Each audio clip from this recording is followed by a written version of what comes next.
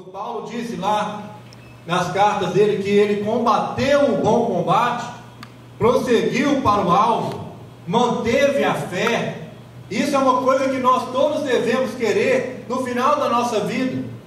Falar: olha, Senhor, eu combati o bom combate, eu lutei, eu me esforcei, eu fiz o que estava nas minhas mãos, eu mantive o meu foco no alvo e eu venci porque eu mantive a fé. Porque só mantendo a fé que nós poderemos vencer. Por isso eu vou ler com você agora o que está escrito lá em 2 Timóteo, né? Segunda carta a Timóteo 1:7, que diz assim: pois o Espírito que Deus nos deu não nos torna medrosos, mas pelo contrário, o Espírito nos enche de poder e de amor e nos torna prudentes.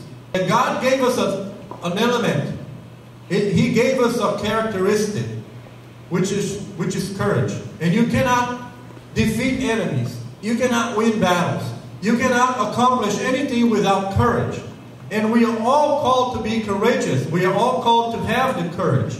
And in 2 Timothy 1:7, when it comes up, it says that the Spirit of God gave us, or the Spirit that God gave us is a Spirit that makes us courageous, not afraid. And fulfills us with love and turns us into soldiers, turns us into warriors.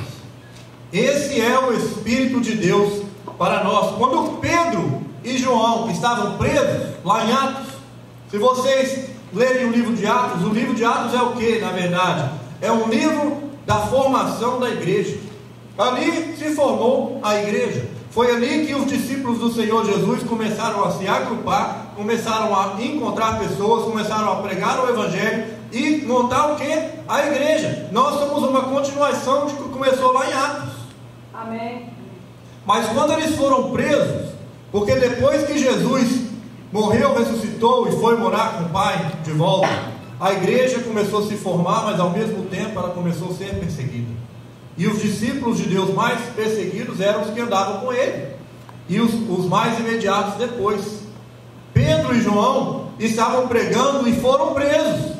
Momentaneamente foram presos, depois eles foram soltos, depois foram presos de novo. Mas esse estágio aqui, que está lá em Atos 4:31, diz que eles foram presos, foram perante ao sacerdote se explicar. Eles não tiveram base para deixá-los presos naquele momento, tiveram que soltá-los.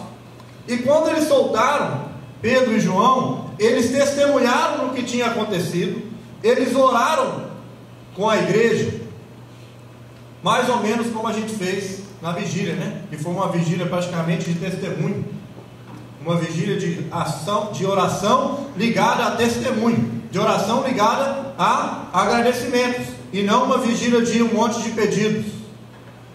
Mas eles oraram, e a palavra diz lá em Atos 4:31, que diz: quando terminaram de fazer essa oração, o lugar onde eles estavam reunidos tremeu, e todos ficaram cheios do Espírito Santo, e começaram a anunciar corajosamente a palavra de Deus.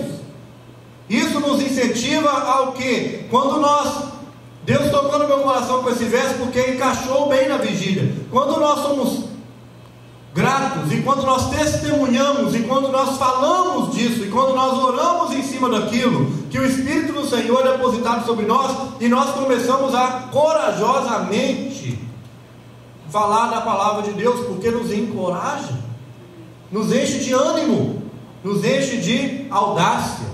E esse é o sentimento que Deus quer que nós tenhamos. In the vigil, we had moments of testimony. We prayed a lot more for the good things that God already gave us, rather than spending time asking Him for more. And we understand that He will give us anyway. But in the book of Acts, chapter 4:31, it talks about when Peter and John were released from prison, and they came to church, and they gave testimony about what had happened. They also prayed about what had happened. And in the moment that they prayed about it, the Holy Spirit came into them and made them even more courageous to preach the Word of God. Amen? Amém. Mas o que é coragem, eu te pergunto? porque as pessoas às vezes não entendem muito bem o que é coragem. Talvez, uma teoria de o que é coragem, quando você fala, fulano de tal é muito corajoso, ou alguém seja muito corajoso, a gente pensa em quê? Em alguém que tem audácia, alguém que corre muito risco, alguém que assume situações difíceis, alguém que mete a cara em todas as situações, alguém que não teme pelo pior, alguém que tem muitas características boas.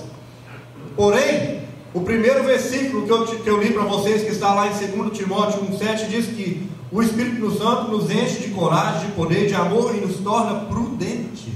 Amém. Então, existe uma linha onde a coragem se torna tanta coragem que vira imprudência.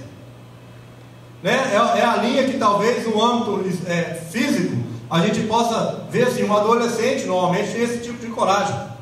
Quando eu era adolescente, eu pulava de pedra na água do mar, sendo que se eu tivesse escorregado, talvez um pouquinho eu me espatifava em uma delas e morria. Hoje eu não faço mais isso. Por quê? Porque eu adquiri uma prudência. Quando eu era adolescente, também falando em nada, eu me enfiava para dentro do mar e depois voltava. Hoje eu não faço mais isso. Quando nós somos jovens, nós fazemos muitas coisas loucas. Eu já fiz muita coisa assim, andando de bicicleta em lugares perigosos, fazendo coisas imprudentes, porque o adolescente tem tanta coragem, ele sempre acha que ele é invencível. E nós adultos tornamos mais prudentes, mas às vezes perdemos a coragem. Aí nós nos tornamos tão prudentes que agora nos tornamos prudentes medrosos e não corajosos prudentes. Mas a coragem que nós muitas vezes ouvimos é isso. Mas a vida cristã tem um tipo de coragem que é o que eu quero falar especificamente com vocês hoje, que é muito importante. É uma coragem que você tem que ter quando você está sendo tentado, quando você está passando por provações, quando o inimigo está te cutucando, quando ele está criando situações para te fazer cair e para te fazer perecer, porque ele só veio para matar, roubar e destruir. E ele usa a tentação como um dos artifícios para conseguir o matar, o roubar e o destruir. É uma da estratégia dele. Mas o que nós precisamos de ter muita coragem é de resistir à tentação. Para resistir à tentação, você precisa de fazer o quê? Você precisa de assumir, às vezes, que você é incapaz de suportá-lo por você mesmo, pela força do seu braço, pela força da força de vontade, pelo seu esforço próprio. Quando você acha que o seu esforço próprio é suficiente para as tentações, você está a um passo de ser derrotado por ela. Mas quando você tem coragem de admitir a fraqueza e dizer: Senhor, eu não posso suportar essa tentação sozinho, eu posso até suportar hoje, eu posso até suportar amanhã, mas eu não vou conseguir sempre ser forte o suficiente para suportar, porque estamos falando de guerra espiritual. Quando você tenta sozinho, é só você contra uma multidão de demônios. Quando você tenta com a ajuda de Jesus, Ele coloca os exércitos espirituais e os anjos dele à sua disposição, e aí a batalha se torna possível de ser vencida. Amém. Muitos não conseguem passar pelas tentações porque tem medo de declarar abertamente: eu estou com problema, eu estou com tentação em uma área que eu temo não poder lutar sozinho contra ela. Isso requer coragem, não é verdade? Porque essa coragem requer também humildade, e nós temos um problema de achar que vamos ser vistos de forma negativa quando assumimos que estamos em fraqueza em alguma área. Quando nós assumimos que nós não podemos, achamos que estamos em desvantagem. Isso é um grande erro. O inimigo tem se apoderado desse orgulho das pessoas, desse orgulho que não leva a nada, para facilitar a vitória dele. Mas vamos ver o que Deus diz sobre isso. There is a courage that is one of the greatest courages that you can have, that we are afraid to show it because we think it's not courage, we think it's weakness. But it's the courage to assume, it is the courage to acknowledge that we are not Superman, that we are weak in some areas, that we are tempted sometimes, and that if we don't say, God, I am not able, I am incapable of resisting this temptation over and over. And for that reason, I call upon your power to help me go through this, to help me survive, to help me overcome. That takes courage. And when you don't do that, you think you're being courageous, but you'll step away from defeat. Amen? Mas Deus nos diz o seguinte sobre isso. 1 Coríntios 10, 13. As tentações, agora escuta isso para cada um de vocês. A palavra de Deus está dizendo, as tentações que vocês têm que enfrentar, Deus mesmo está falando, vocês vão enfrentar, são as mesmas que os outros enfrentam. Ninguém aqui está em desvantagem, não. Todo mundo tem que enfrentar a tentação, inclusive Jesus Cristo enfrentou as tentações. Mas Deus cumpre a sua promessa e não deixará que vocês sofram tentações que vocês não têm força para suportar. Então eu não quero ouvir ninguém falando, mas isso aqui é forte demais, eu já não aguento mais, não posso mais suportar. Aqueles exageros que a gente escuta às vezes e que falamos, porque a promessa de Deus é que Ele não permitiria o inimigo nos tentar além de nossas forças. Mas essas forças aqui não é só a força do braço sua, não. Parte disso aqui requer você chegar a Deus e falar, Senhor, eu estou sendo tentado agora, eu não estou suportando isso aqui, Senhor, então me preenche, me dá mais força. E Ele prometeu que Ele vai dar, e que você nunca vai ser tentado mais do que você pode suportar. Quando uma tentação vier, continuando, Deus dará forças a vocês para suportá-la, e assim vocês poderão sair dela. Aqui é a chave. Agora a gente já está na mesma página. Todos nós somos tentados. Alguns são tentados em áreas diferentes. Tem gente que é tentado por dinheiro, tem gente que é tentado na área sexual, tem gente que é tentado na área de caráter, tem gente que é tentado na área da mentira, tem gente que é tentado de outras formas. Muitas coisas não são tentações. E às vezes uma fraqueza que eu tenho, você vê e nem acredita que é fraqueza, porque não é uma fraqueza que você tem. Então nós gostamos de julgar as fraquezas dos outros e achar que as fraquezas dos outros são um absurdo, mas as nossas nós não primeiro, nós nem às vezes admitimos que a temos. Pela falta de coragem, nós encobrimos. Vou te dar um exemplo. Ter coragem de identificar a nossa fraqueza. Nós temos uma tendência natural de sepultar os nossos defeitos e fraquezas. A gente coloca lá no baú e tranca e joga a chave. Nós não queremos lidar com aquilo. Uma tendência natural. E às vezes alguém te pergunta assim, qual é o seu defeito? E o que às vezes eu já ouvi pessoas falando, o meu defeito, sabe o que é, pastor? Que eu sou bom demais. Meu defeito é que eu sou muito bobo. Meu defeito é que eu sou muito generosa. Aí você vai e coloca uma coisa que é qualidade e faz parecer como defeito. Aí o pastor, ela deve achar assim, né? Ou ele ou ela deve achar assim, o pastor eu vou ganhar ponto. É que o meu pior defeito é ser bom. O meu pior defeito é ser generoso. O meu pior defeito é algo positivo. Eu sou tão bom que as pessoas tomam vantagem de mim. Eu sou tão generoso que passam a perna em mim. Isso é a resposta típica de quem está com medo de revelar a fraqueza. Porque nós sabemos. Nós estamos com medo de revelar uma fraqueza. E viramos uma situação para dizer que as nossas fraquezas na verdade não são fraquezas. Quando você ouvir alguém falar isso com você, pode repreender e falar, olha Senhor, vou orar para essa pessoa aqui, pode ser essa pessoa seja você mesmo. Você está com problema de admitir fraquezas. What is funny here is that I said that some people, when you ask them about what is your weakness, they'll say to you, you know, my weakness is that I'm too good. I help people so much that they take advantage of me. I am so generous that people, always take advantage of my good qualities, and that's my defect. That's not courage. That's not really admitting or assuming or acknowledging a weakness. That is a symptom that you being afraid of saying what your real problems are, and you are making the situation be so that it looks that you don't have any problems. And that's not true. Na verdade, nós não conseguimos nos expor. Estamos vivendo num momento do mundo, da sociedade, parece que é uma epidemia. As pessoas têm medo de se expor, medo de mostrar sentimento, medo de mostrar humanidade, medo de mostrar, né, que é de carne e osso.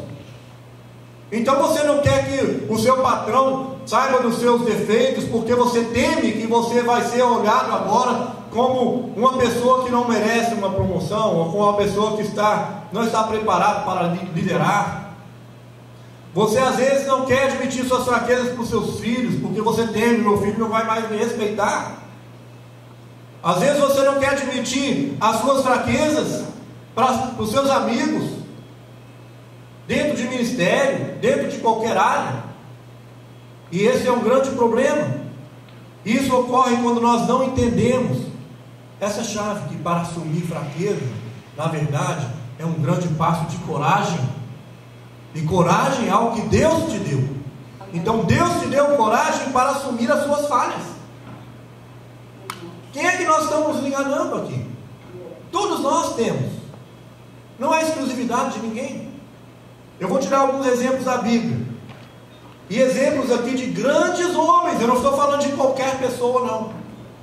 Grandes homens da Bíblia, que tiveram fraquezas. E alguns enfrentaram, outros não. E a consequência foi grave. Lá em Êxodo, é revelada a fraqueza de Moisés. Moisés teve tanta paciência com aquele povo, mas já estava na linha de chegada. Moisés estava ali nos últimos 50 metros para acabar com o ritmo. E ele teve uma fraqueza que ele não suportou controlar no momento. E ele ficou o quê? Irado. Ele, com a ira dele, perdeu a chance e a oportunidade de entrar na terra, que ele mesmo liderou o povo para entrar. É como você preparar toda a festa, mas não poder ir na festa. É quando você, comprar uma casa bonita e você mandou reformar tudo, mas no dia de abrir a porta te impedem de entrar. Imagine isso. Agora, estamos falando de ira. A ira é algo que afeta muitas pessoas também. São pessoas às vezes que são explosivas, que às vezes no momento de finalmente conquistar uma vitória, Satanás coloca alguma situação, porque ele sabe do seu defeito. Quando você não admite o seu defeito, é até mais fácil para ele, porque ele continua te cutucando naquilo ali. Quando você admite, você chama o nome poderoso de Deus para entrar dentro, para colocar o seu time em vantagem. Mas a ira impediu que Moisés, que conduziu o povo até a terra prometida, não entrasse. E não foi só ele. O povo também teve fraqueza, mas a fraqueza do povo foi o que? Murmuração. Nós falamos lá na vigília. A de Moisés foi a ira. A do povo todo que ficou ali para morrer no deserto foi murmuração. Uma fraqueza de murmuração. Segundo, em 1 Reis 19:1, Elias, que tinha acabado de ter uma vitória fantástica. Ele tinha acabado de lutar contra os profetas de Baal, enviados por Jezabel. E ele derrotou todos os profetas de Baal. Uma vitória tremenda, uma manifestação do Senhor, Deus através da vida de Elias, fantástica. Mas ele talvez se enfraqueceu naquele momento. E ficou o quê? Deprimido. Foi se esconder numa caverna qualquer. E ficou lá, esperando a morte chegar, pedindo para morrer. E eu fico pensando, se ele tinha acabado de ter uma vitória tão poderosa, tão contundente, tão impressionante, por que será que Elias perdeu a fé dele? Porque a vida de crente é assim mesmo. é de vitória em vitória, mas entre as vitórias, nem sempre nós temos tempo de respirar e enjoy muito, né? E aproveitar muito o momento. Às vezes você sai de uma vitória, mas já entra em outra batalha sem muito tempo de preparo. Por isso nós devemos caminhar o tempo inteiro, clamando o sangue de Jesus, clamando a proteção de Jesus, porque isso aqui é batalha espiritual. Isso é até um exemplo de batalha espiritual, porque essa igreja tem ministério de cura, de libertação, e esse ministério é muito atacado, porque estão sempre lutando com batalha espiritual. E quando você entra em batalha espiritual, você é mais atacado do que o normal, porque você está mexendo numa área que Satanás não quer que ninguém mexa. Ele quer que isso fique bem escondido. Então quem está disposto a ir lá mexer, a ir lá desmascarar, revelar problemas espirituais, e abrir os olhos e quebrar correntes e cadeias, são pessoas atacadas, que às vezes podem, assim como Elias, ficarem fracas, se não admitirem a fraqueza. Elias ainda teve a misericórdia, né? Que até o povo foi lá levar comida para ele, água, que o próprio Deus se encarregou de ir lá chamá-lo. Um grande profeta ficou reduzido a um fraco, um deprimido, por uma fraqueza. Em Gênesis 27:30, Jacó teve uma fraqueza revelada. A fraqueza de quê? De ser enganador, de ter um caráter ruim, falha de caráter cristão, que muitos têm também. Olha só, meu irmão, para você ter falha de caráter, não quer dizer que você é um mau caráter. Falha de caráter todo mundo tem numa situação ou outra. Nós às vezes temos uma falha de caráter. É a mesma coisa que, se você falou uma mentira, que é pecado, isso não te faz necessariamente um mentiroso. As pessoas começam a te taxar de mentiroso quando você tem o hábito de mentir. Assim como nós cometemos pecados, né? Somos taxados de pecadores, porque cometemos pecados todos os dias. Então esse adjetivo é um adjetivo justo. Mas nós temos que aprender com Jacó, que teve uma fraqueza de caráter, foi um enganador, desestabilizou a família dele inteira por conta daquilo, criou contenda, teve que ser, né, separado enganou o pai para dar o direito de primogenitura para ele e tirar de Saul. Depois causou separação da família, causou Saul ficar com ódio dele, que Saul mesmo disse lá na Bíblia, no verso 41 do mesmo texto, que ele sentia ódio ao ponto de querer matar Jacó. Uma fraqueza. E a última que eu vou citar aqui é de Pedro, lá em Mateus 26 e nos outros evangelhos também. Ele mostra uma fraqueza de inconstância, de instabilidade espiritual. Pedro era uma montanha russa espiritual. Não era uma montanha russa. Ele subia com força a um nível elevado, andou sobre as águas, mas depois também ele afundava, assim como ele afundou nas águas, porque a fé dele era titubeante. Pedro chegava para Jesus e falava: até a morte te seguirei. E Jesus falou para ele: Pedro, hoje, Pedro, antes que o galo cantar, você vai me negar 3 vezes. E o que Pedro fez? Ao invés de ele se dobrar e falar: Senhor, tem misericórdia da minha vida, ele negou Jesus. Fala: não, Jesus, o que é isso? Não, de forma alguma. Jesus, que sabe de todas as coisas, era Deus, e Pedro estava falando para ele: não, você está errado. De forma alguma, vou te negar. Foi uma arrogância, espiritual, uma atitude de falta de humildade espiritual, para chegar e falar: Senhor, tem misericórdia. É mesmo, Deus? Por essa eu não esperava. Então me preencha com a tua força, porque eu não quero te negar. Então nós temos que ter coragem. I gave a few examples of great men in the Bible. Great men. These are not normal, regular, average people. that had weaknesses, and the grave consequences that follow, and that will follow when we also don't have the courage to admit and to acknowledge our weaknesses and ask God for the strength that it takes for us to overcome that weakness so that it can become something strong. In Exodus, we had Moses become irate with the people, and his ire brought judgment to him, and God said that Moses, he will not enter the promised land because of this.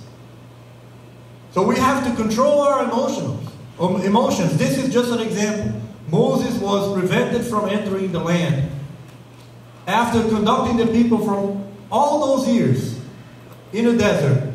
He was prevented from finally getting in and stepping foot on the promised land. Elijah, he had just defeated Jezebel and the prophets of Jezebel.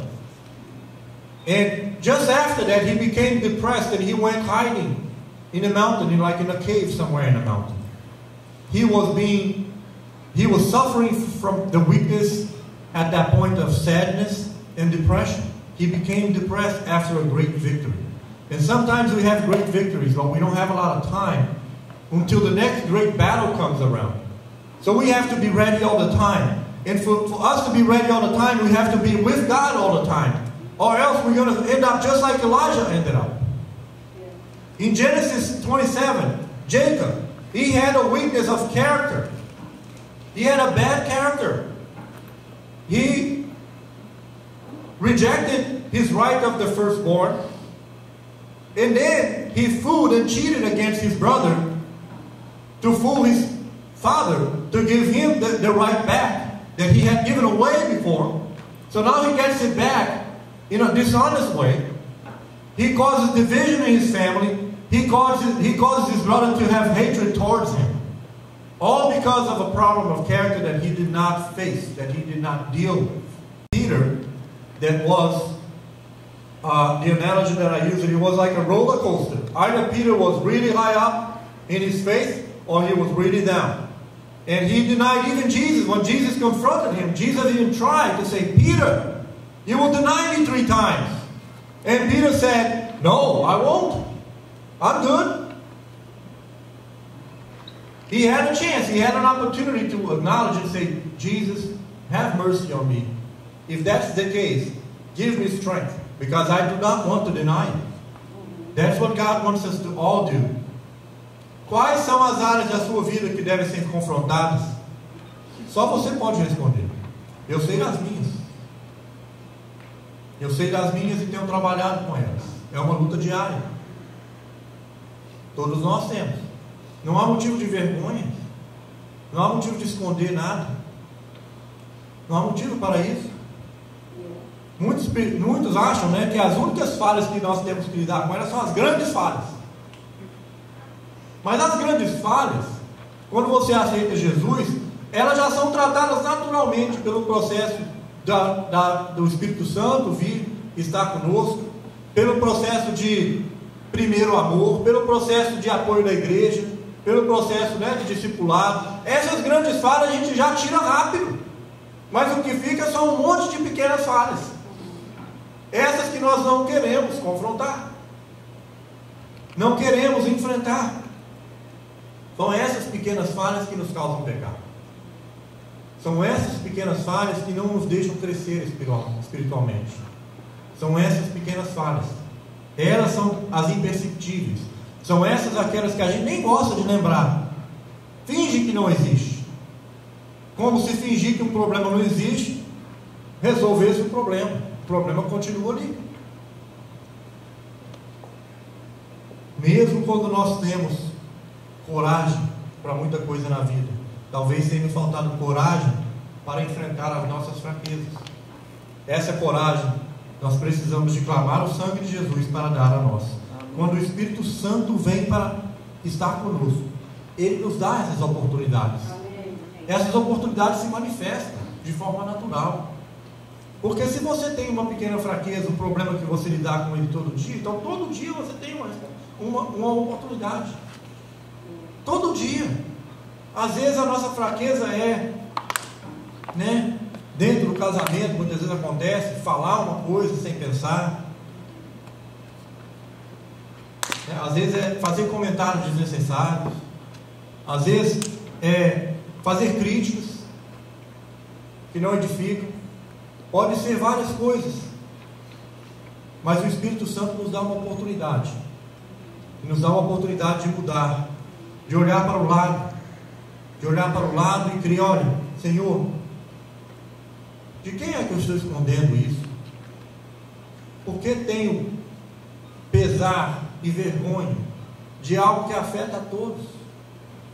Lá em Tiago 1:15 diz o seguinte: então esses desejos fazem com que o pecado nasça, e o pecado, quando já está maduro, produz a morte. É muito sério isso aqui. Sabe o que está dizendo aqui, meu irmão? É que a tentação e a fraqueza e a falta de coragem de enfrentar isso precede o pecado. É uma coisa que inevitavelmente vem antes do pecado. Todo pecado que nós cometemos, ele começa assim, né? Os desejos, algo humano, né? Fazem que o pecado nasça. Nasceu o pensamento do pecado. Nasceu a possibilidade dele acontecer. E aí tem aquele processo. Você vai permitir que isso da sua mente venha habitar no seu coração? Porque se você permitir que chegue no coração, é questão de tempo até ser consumado. É por isso que Jesus falava: olha, se pensar em adultério com a mulher do próximo, já no teu coração adulteraste. Se pensar em fazer algo mal, já fez. Porque isso é o último degrau da escada. Nós já estamos a um tris. Isso não pode continuar acontecendo, se queremos crescer espiritualmente. What we just read in James 1:15 is something very serious that we saw there. It says that our wishes, our desires, they make so that sin will be conceived in our minds.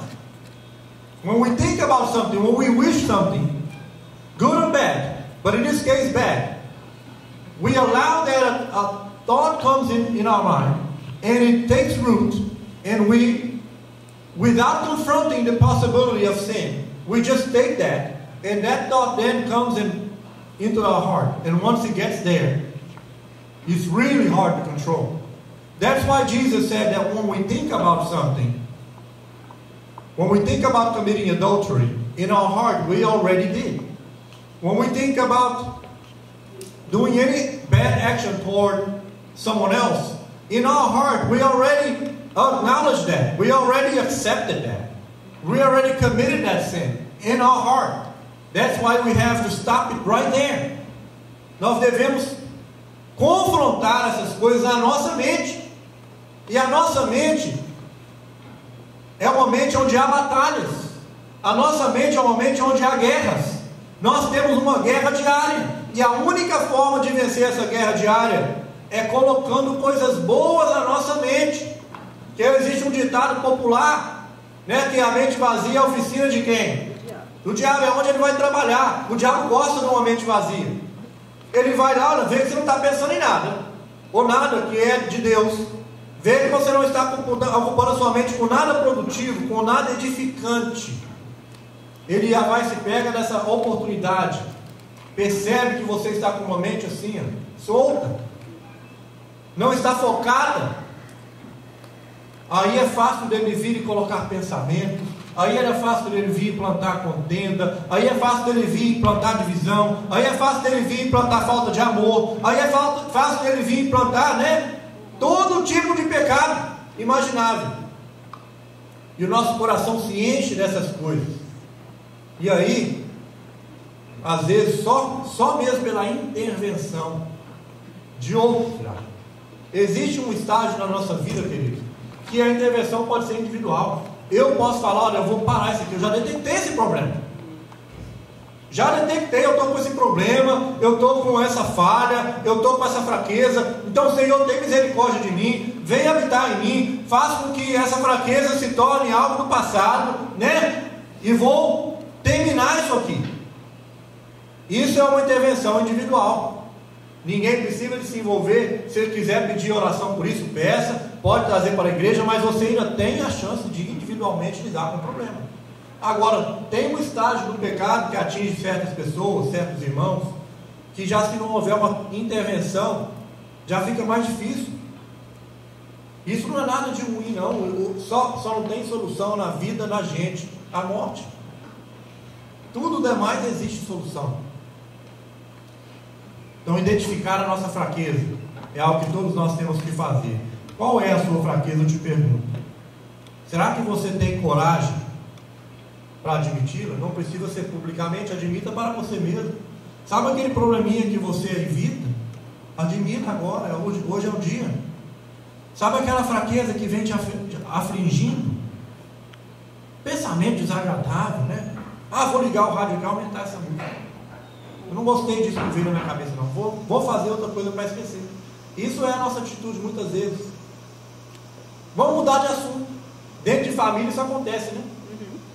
Mais difícil às vezes acontecer dentro da igreja, porque nem sempre existe essa intimidade a esse nível. Mas dentro da família a pessoa fala, não quero falar disso não, vamos mudar de assunto. Porque quando você coloca o dedo na ferida, ninguém gosta. Não. E às vezes, né, a ferida, a minha esposa às vezes fala isso, né? Que tem aquela coisa que é mais comum no Brasil, que é o furúnculo. Que é a única coisa que pode tratar o furúnculo? Você tem que espremer aquele bicho até sair todo o pus, aquele carnegão que eles chamam, né? Tem que sair sangue e dói. E dói, não tem outro jeito. Mas quando sai aquele alívio, então valeu a pena. Se eu tivesse que passar por essa dor de novo, eu passava. Passava porque valeu a pena. Aquilo era muito chato, ter que conviver com aquilo o tempo todo. É a mesma coisa no pecado. É como se a gente tivesse um furúnculo na gente, e ao invés de ir lá e terminar logo com esse problema, vamos espremer isso aí, me ajuda aí, meu irmão. Segura aí meus braços e minha perna, vamos espremer isso. Vamos terminar com essa agonia. Mas não prefere estar lá com a dor diária, com o problema diário, todo dia lidando com aquilo, tentando esconder. Eu tive já furúnculo quando eu era adolescente, tinha vergonha de que os outros soubessem. Aí eu ia no banheiro, quase que eu morria espremendo o negócio, sozinho. Pastor, eu tive 4. Nem minha mãe e meu pai sabiam. Eu não tinha vergonha de falar isso, mas quase que eu morria lá no banheiro, espremendo e com um chuveirinho em cima. Na perna me dava assim. Muitos anos, acho que isso é coisa de Brasil, não sei o que tem lá. É verdade. Porque ninguém aqui tem isso. Eu não vi também não. Não sei se é água, sei lá, um verme, alguma coisa que pega na gente. Mas olha, é um alívio quando você se livra daquilo. Se livra disso. Amém? Amém. Eu vou te convidar para orar por isso. Translating the last part, I talked about that we must identify our weaknesses and we want to confront it. It's time now to confront it. It's time for us to stop and stop pretending that it's not there, because it's there. It's there. It's like a wound that you have, that sometimes the only way for you to treat that wound is to squeeze it, to take out the pus, to take out the infection, deal with it once and for all, be done with it. Or you can choose to live with that wound for the rest of your life, bothering you every day. Every day. Yes, it hurts. Yes, it's not pleasant. Yes, nobody likes to talk about it. Nobody likes to confront it, but it's time to do it. Amen? Amen. Vamos orar por isso, porque é importante para a nossa vida, é importante para o nosso crescimento, é importante se desfazer essas coisinhas. São pequenas coisas, como eu falei, não é nada muito grande aos olhos humanos, né? Porque isso já passou, graças a Deus. Mas vamos lidar com essas fraquezas que nós temos diárias, essas coisinhas que nos deixam né, levantar de uma vez por todas e seguir em frente ao alvo, como disse Paulo. É momento, né, na vida de todo cristão existem momentos de maturidade que nós precisamos de passar, né? Quando nós nos tornamos pequenos adultos, com a idade aí de 17, 18 anos, existe aquele choque. Agora eu me formei, preciso já pensar em arrumar um trabalho, pagar minhas próprias contas, né? De já ter mais responsabilidade. E existe, assim como existe dentro da igreja, esses problemas de evitar enfrentar essas realidades. Muitas pessoas também se recusam a crescer, né? Se recusam a virar adultos responsáveis, a serem, né, o responsável encarregado pelas suas próprias vidas, e às vezes assumir a vida de outros, como os pais fazem com filhos, como esposas fazem com o marido, e vice-versa. Amém?